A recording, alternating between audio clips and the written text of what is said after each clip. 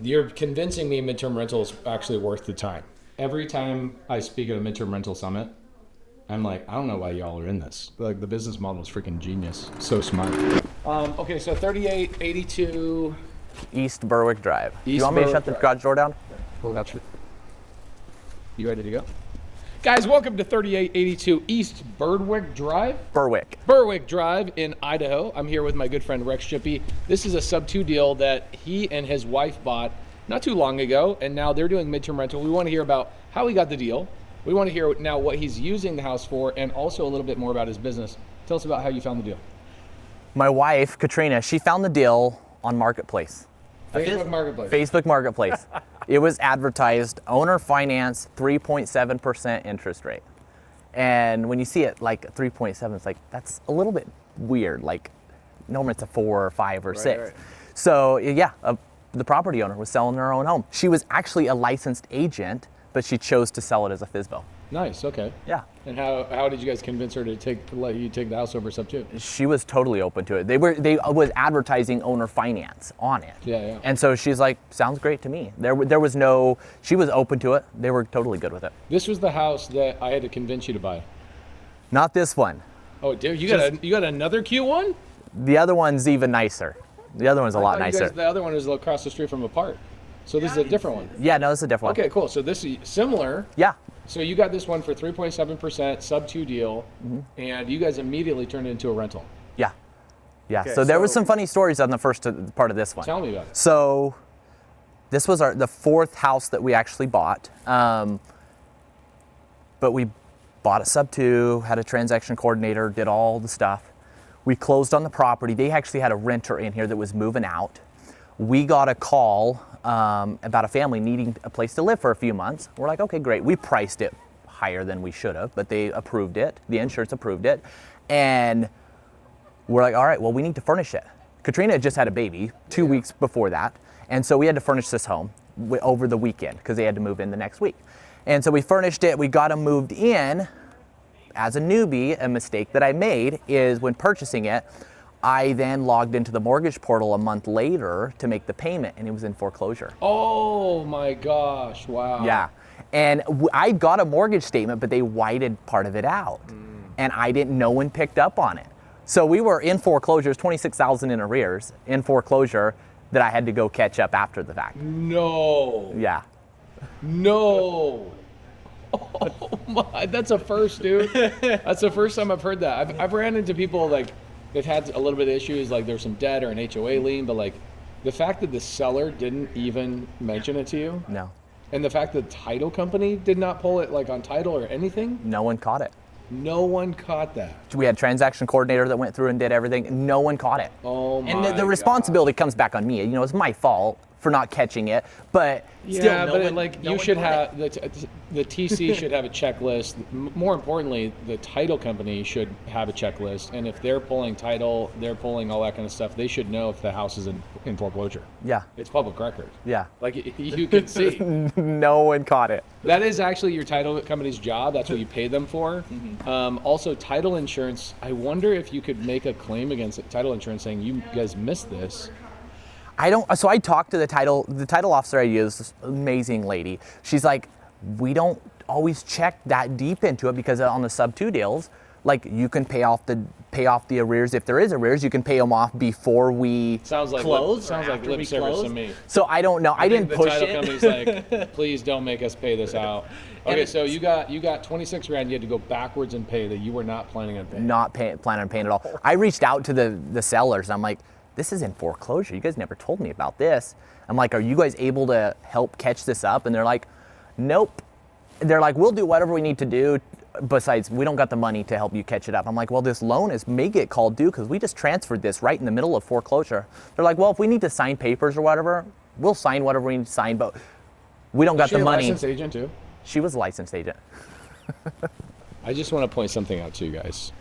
A licensed real estate agent dumped a house. I don't know the lady's name. She's probably the nicest person on the planet. She just like, this ain't my problem. Licensed real estate agent. I want to point that out. Why is that important?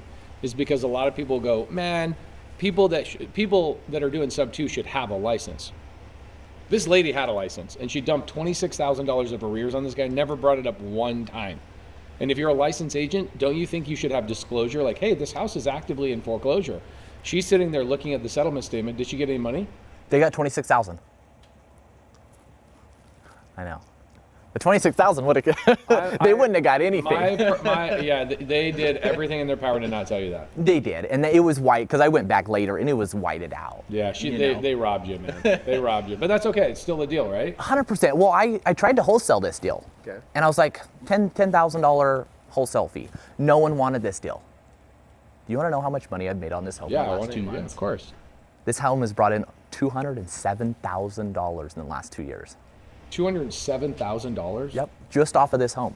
You're joking me. Dead serious. The net cash flow was $127,000 in the last 2 years. Net, after all your expenses? After all my expenses. Oh my gosh. And I was gonna assign this house for $10,000. And then I had the $26,000, then I had to go catch up. But like this house has made us so much. This house was the original thing a ton of money, right? of our entire business. Yeah. Our whole midterm rental business, like this was the first house we did.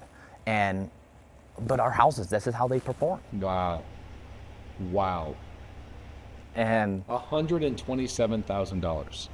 Yeah, it's after all expenses. And so I want to point something out to you guys. I've known Rex for a couple of years. He's been a great leader in Sub 2 for years and years up here in the Boise area. And it wasn't when was it that we hung out in Idaho Falls? 2023. That was just before I bought the first one. Yeah, so this was like right after that one. I bought this house right after. The one this is what's really cool about being in the community. We did a meetup, the smallest meetup I've ever done in my life, at a trashy little diner in Idaho Falls. 6 or 7 people showed up. Rex shows up. He's like, hey, I've got this house, but like, and it was all about confidence, like where he was at a couple of years ago. And I want to point something out to you guys. I was in the same situation where I was like, should I do this deal? Should I do this deal? I'm always second guessing myself as I'm growing. You guys look at this and go, oh man, good for him. He made $127,000 net, but that's not me.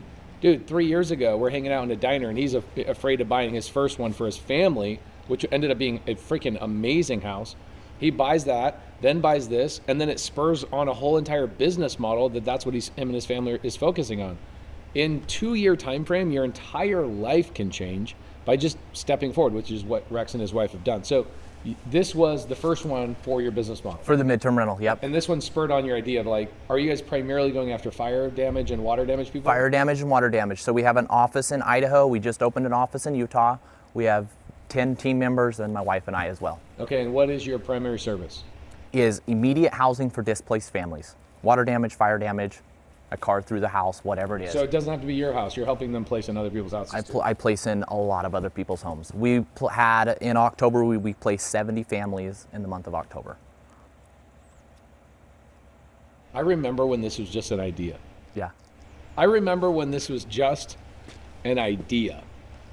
Oh my gosh, 70 houses? 70 families in 1 month. Wow, dude, that's crazy. Last year we placed over 300 families.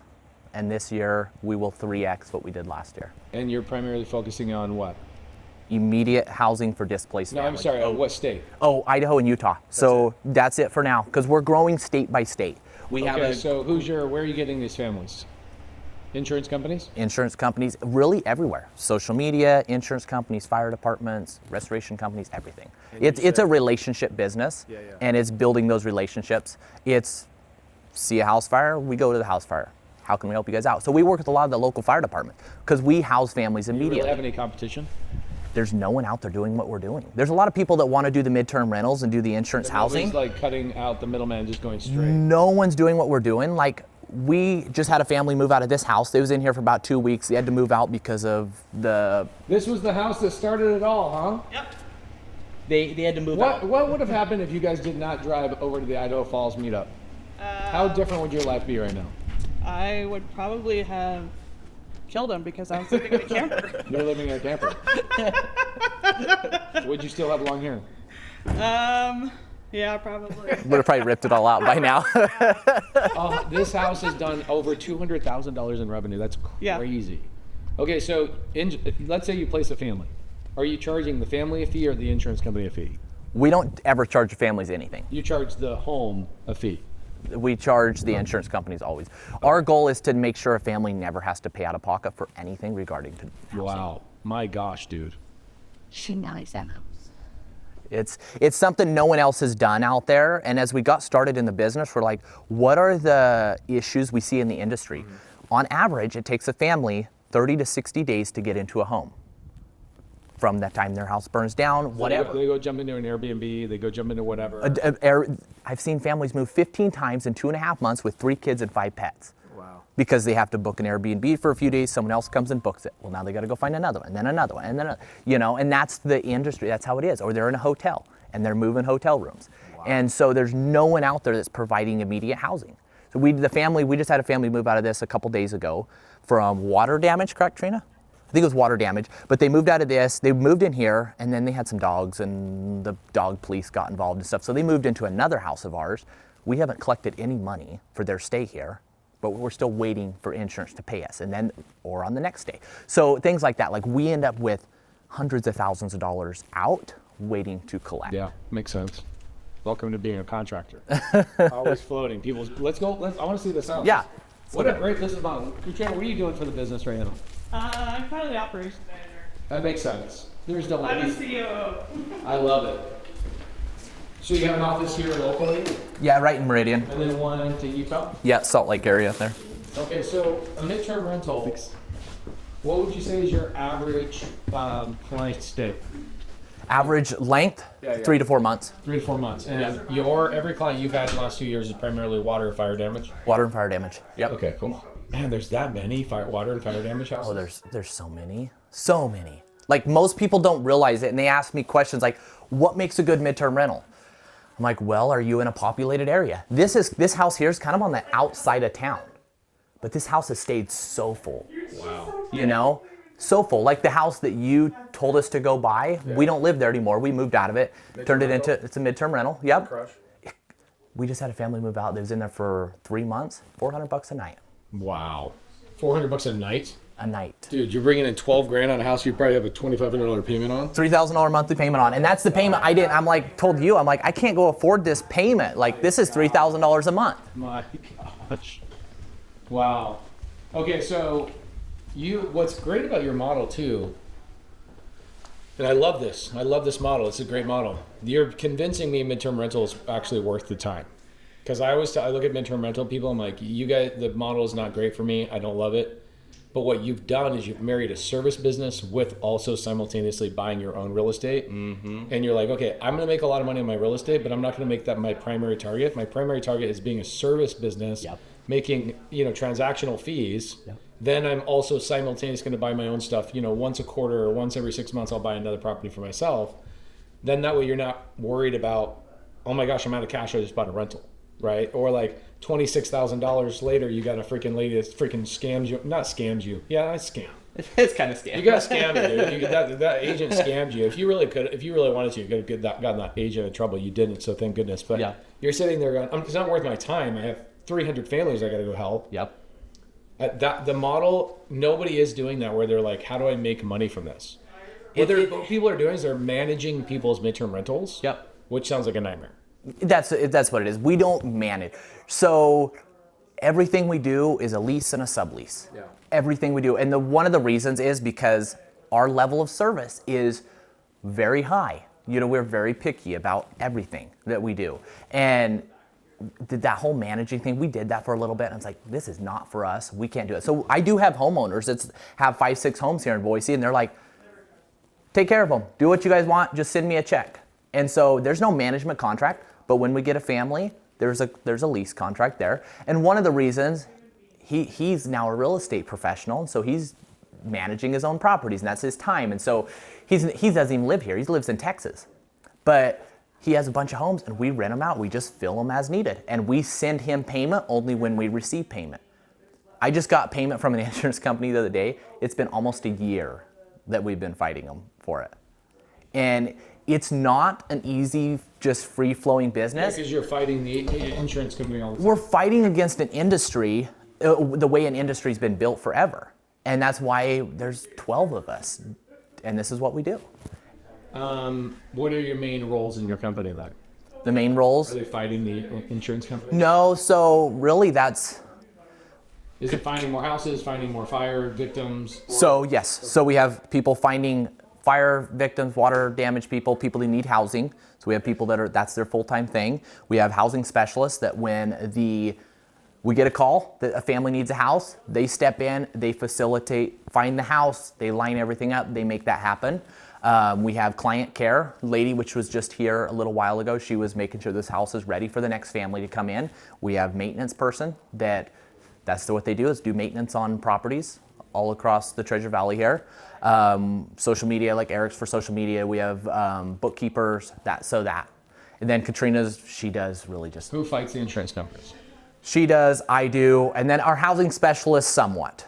They're very, very smart in there. Work and all that kind of stuff. Yes, they're so busy, they don't always have time. And we have outsourced some of that.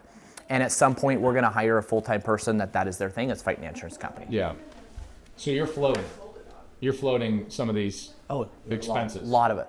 Wow. Hundreds of thousands of dollars that we float, and we get, it's a profitable business. Of course. In the last year we did $4 million in revenue. In fees? In our company revenue, a midterm. Rental, and then you guys take a fee off of the rental. So if someone wants to rent out a house, they want $4,500 a month, we'll pay them $4,500 a month, we'll charge $6,500 a month. Okay, got it. Or something like that, and that's where we make. Your revenue is the $6,500. Yep. Okay. So our profit was last year $500,000. Wow. Last year. After all payroll and everything. After everything. Congrats. What a good feeling that is. It was a lot. The first year was 100. We did $100,000 in net profit the first year, and then this year I think we'll hit 1.5 in net profit this year. Wow.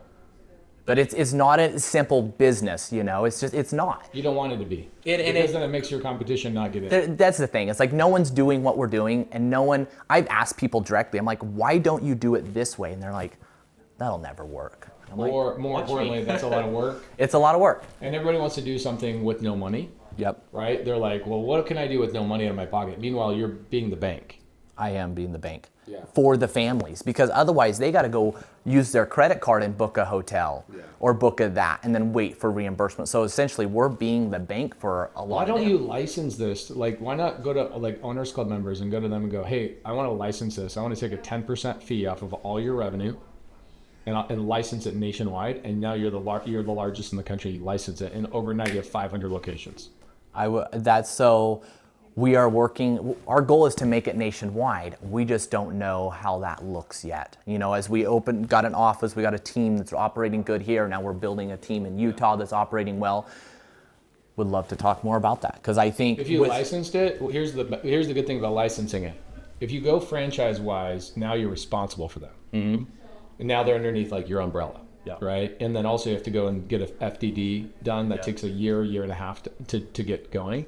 Now you have to sell the franchise, and you have to run ads, and it's a whole other thing. Yeah. Rather than you just go, hey, I'm going to license what I'm doing, meaning you can use my company name, or you're going to have your own company name, but you're going to use my paperwork, my processes, my this, that, and the other. You're going to sign a non-compete, and I get 10% of all your fees. So let's say that they rent it out or they get $6,500, you pay $4,500, you take $650. Mm-hmm.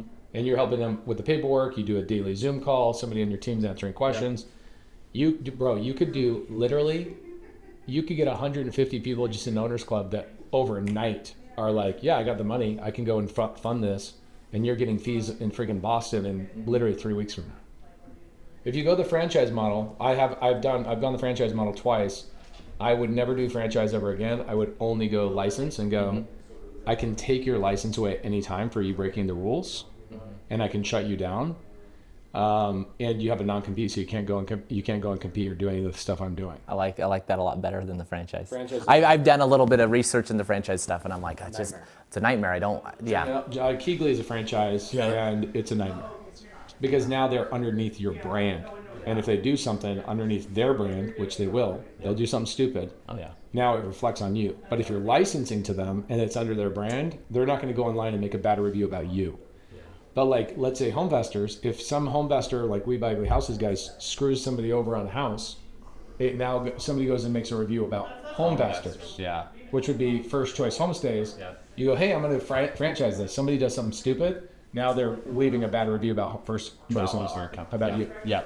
And so licensing is like, hey, I'll give you the paperwork, I'll do the thing, you're going to sign a 5-year non-compete. Year 1, your 10% of your fee goes to us. Year 2 goes to 8, and then year 3 goes to 6, and it stays at 6 for the next 10 years. And then after 10 years, you're on your own. Bro, you'd bring in $200 million a year. Oh wow.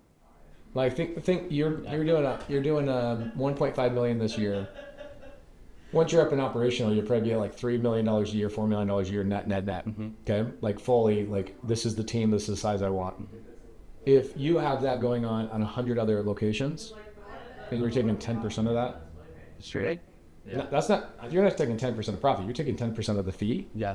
You'll probably have the ability to bring in 30, 40 million a year just in fees on a licensing agreement rather than anything like. Yeah, just Idaho here, and mostly just in the Treasure Valley. Last year, we just recently opened up in Utah, so everything we did last year was pretty much here, and we were right at $4 million in revenue last year, and that's just here. Most of it in this Treasure Valley, a little bit Coeur d'Alene, some eastern Idaho, but the majority of it is Treasure Valley here. And Utah's even bigger. You know, it's like, so if there's that much here, what about the bigger states? Houston would be huge. Yeah. Houston's like mold central. I'm like, bro, Central. bro. This is why I travel around the country. I get to hear this stuff. I was talking to, who was I talking to? I think it was maybe you, Adler, yesterday. We were going over the past, and I was talking about like, you're always just looking for opportunities. You're always looking for stuff. And I've hung out with Rex a bunch of times, but like 3 years ago, we were hanging out in a diner. 3 years later, he's going to make $1.5 million net. Now he's like, I want to expand. It's like, okay, cool. Like, go to the community and go, let me license this to them. I don't even need to make anything on it. I'll freaking blow you up inside the community and go, hey, here's the licensing program. Have my attorney build it all out. Go give 500 people a location. There's more than 500 locations. Oh, there's way more. Everybody wants midterm rental. Like, that's the 3,000. You could do 3,000 locations. Yeah. And still barely touch the need. Yeah. Because what's happening is like the childish version of this is like, let me manage your midterm rental. Yep. That's like for children. This is like, no, I'm going to go provide a service that is massively needed in the space that nobody's doing. And you found something that's broken in the insurance to homeowner. Well, there's a third company in between there. The nationwide housing companies. So the insurance companies send it out to an ALE or CRS. The nationwide ones say, hey, go find this person a home. And so and then those people reach out to third and fourth party people. Those people reach out to us. That's literally what they're doing. And they just charge a percentage on it. But with the loop of the way it's built, it takes on average 30 to 60 days for family to get back into a home. Think about if you could just replace those companies like within a year by just doing the licensing. Mm-hmm. And just taking that layer off and just going, hey, we have oh my gosh. Yeah. Oh my gosh. And yeah, it's more than we ever thought it would be. And so now we're like, our goal is to change the industry in the way it's always been done. Mm-hmm. And so that's our goal. And so that's the things that we're working on. And as you mentioned, the licensing thing, I'm going to look more, because that really interests me, and that would be a way to really make an impact on the industry, as you did with Sub 2. You know, Sub 2 has been around forever, but I wouldn't be where I am if it wasn't for watching one of your YouTube videos to start with. So it's like you changed an industry by going out and just sharing what you're doing with people. Pretty freaking awesome. It is. At the end of the day, who cares about the house? Let's freaking, like, the business model is freaking genius. So smart. And then for us, we're buying You're buying when you need to. We're buying when I need to for tax benefit. Like my CPA said, you got to buy more real estate this year. You're running out of tax depreciation. I love the real estate aspect. And this year I want to acquire some more commercial stuff and diversify just a little bit in some of that stuff. But we just bought another home in Boise a couple weeks ago. A $750,000 home there, and it's rented. It's making us over $2,000 a month cash flow. My gosh. And it was from a wholesaler, brought it to me, so I pretty much just buy from wholesaler.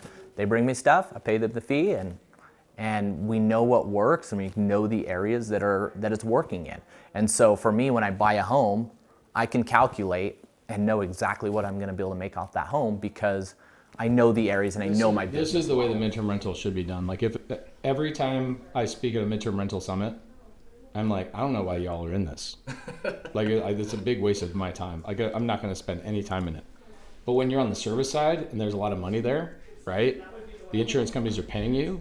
When you're doing a management thing, like you're dealing with all the crap, all the things that are going on, a scuffed wall, and somebody can't get into the house, it's locked, a cat pissed on the blah, blah, blah. Bro, I want to have nothing to do with that. But on the service side of it, genius, freaking genius. Good job, dude. Thanks. We freaking knocked it out of the park. It's a service business. How can people reach out to you? You can connect with me on Instagram, Facebook, Rex Shippy, YouTube as well. So we're actually starting to put out a series, like our own almost reality TV series. That's what Eric's here is doing. So Good job, Eric.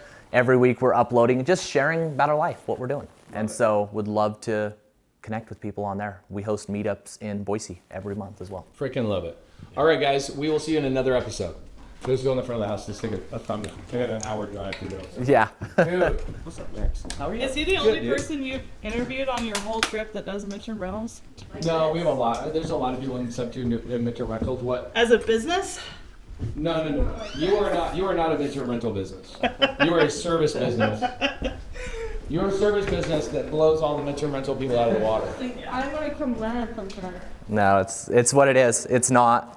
Yeah, you can call it midterm rental, but it's not a midterm rental. I mean, it makes, when you're explaining to somebody, it makes sense that you would explain it to them and say, hey, I do midterm rental, but... An insurance housing company is what we have, is what it is insurance housing. That's what we do. You are a service provider and you solve a problem that nobody else is solving, or you are way more efficient. I'm going to tell my And it's already, people are already attempting to do it, right? Like these big companies, these big nationwide companies, but they reach out to you. They reach out to us. Well, the thing is they get paid a very small percentage. They are always looking for low-hanging fruit. And if it's not low-hanging fruit, it gets pushed to the back burner. Yeah. Like we've had some where one of our team members spent over 75 hours to get a lady housed. Why? Well, they had to go pick up wheelchair ramps and then take her around to places. But that house, we're making thousands of dollars every month that she's in. Right. We're making a ton of money, but it's making up for the time that was spent. It's the service. We're charging for the service. A nationwide company could never do. They can never do it. They don't have local team members. They don't have any of that stuff. Yeah. They'll find someone on Fiverr to go walk through a house or whatever the other sites are, They'll hire some of that, but they can never provide the service that we provide. So good. So freaking good. Okay, let's do a thumbnail. I'm hanging out with Rex Shippy today, good friend of mine, sub 2 member. Been in our community for years, and he's a great leader here in Boise, Idaho. He's gonna blow your freaking mind. He's gonna talk about something that nobody else is talking about. Sure, the business model kind of exists of what he's gonna talk about, but he's doing something different, and he's making a ton of money in the process. The house, guys, it's just a backdrop. We're gonna be talking about a business model that Rex is pioneering, and he's gonna cascade all over the country. So watch this video, give us some love down below, and follow Rex in the meantime. Okay, boys. Let's take a quick video for the meetup tonight. Just tell people we're gonna be at the meetup. On the Android? On the Android. I won't let him. Here, you can take it. He's making all this money and he can't get a freaking iPhone. All right. You ready? Yep. Hey guys, Boise, Idaho, hanging out with Rex Shippy tonight. We drove all the way from Reno. No, not Reno. Where did we come from? Bend, Oregon. 6 hours. I forget where I'm even at. Can't wait to hang out with you guys tonight. We're going to be talking about Rex's business model tonight. I'm going to put him on the stage. I'm going to have him talk about what he's doing rather than me talk about what I'm doing. You guys have heard enough from me. We'll see you guys tonight. Yes. See you later. Hey, congrats. Thanks. Licensing. Yeah, we're gonna talk. I'm gonna talk to. Get you 500 locations over in a week. I'm gonna talk to Katrina and I'll be reaching out to you. $2.5, bro. Let's go to 20 million. I don't need to be involved. Just let me help you blow it up. Thank you. I'll be in touch. Okay.